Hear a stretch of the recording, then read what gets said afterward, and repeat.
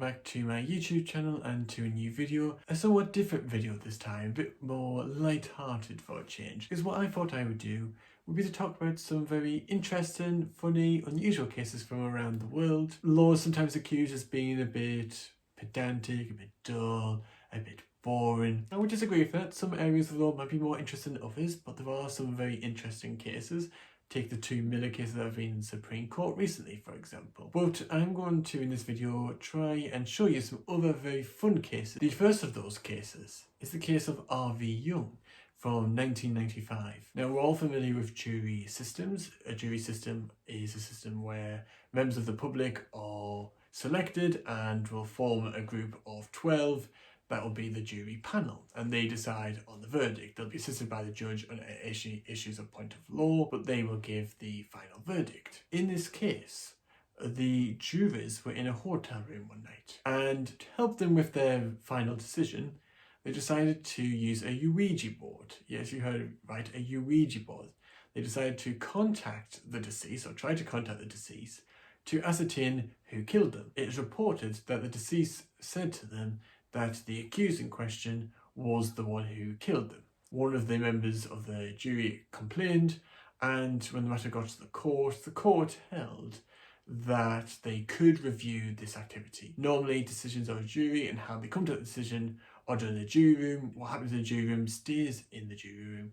But because this happened outside the jury room, the court could review it, and the court did decide that there was a procedural irregularity. The second interesting case is the case of McGowan and Radio Buxton.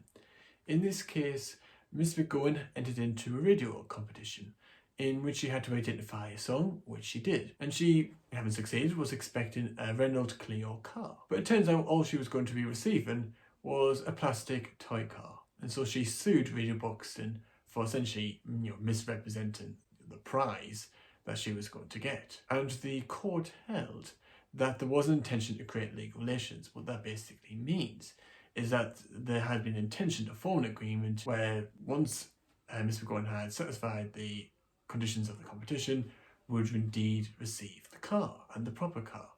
And so the court awarded damages, which was the equivalent value for the Renault Clio car. The next case is the case of Teunis, Tenbrook and Erasmus University. In this case, Teunis was thrown out of the university because there had been complaints by the professors and others in relation to Teunis's foot orders. Yes, you heard right, foot orders. Now, when the case got to the court held that Teunis would be allowed to resume with education. And the judges reported as saying that those who complain would just have to hold their noses and bear it. The next case was a case brought by an Israeli woman against Channel 2 Television and Danny Rowe. In this case, the woman sued the TV station after the weatherman had wrongly predicted that it would be a nice day, with the result that when she went out, it was raining, she got wet, she had to stay at home from work due to illness, and she had to receive medicine. And interestingly, when she sued the TV station, she won the case. The next case is Rosenberg and Harwood in the Utah District Court. In this case, Rosenberg was using Google Maps to find her way home, but she ended up finding herself on a 4-lane highway. And in the end, she sued Google for the bad directions that they had given her. And the court held that, well, she couldn't sue for bad directions because Google did not owe her any duty. The final case to look at is probably one of the most interesting, most bizarre, most unusual cases that I've ever come across. And it's the case of United States ex-Rel Gerald Mayo against Satan and his staff. You heard correctly. Someone tried to sue Satan and his staff. They tried to sue the devil. The claimant in this case tried to argue that Satan and his staff had caused misery in his life, that it put obstacles in his way, and had therefore deprived him of his constitutional rights. Now, when the case got before Judge Weber, as you might have expected, the claim was refused. But the reasons that Judge Weber gave was interesting. The first reason was that it was not clear that Satan was within the jurisdiction of the court, i.e. they weren't sure whether Satan would actually be able to come into court and present his case. And the second point that they made was that, well, Satan would probably qualify as a foreign prince, and therefore would in all likelihood be able to claim immunity from any claims brought against him. So a very interesting way of trying to deal with just a very bizarre case.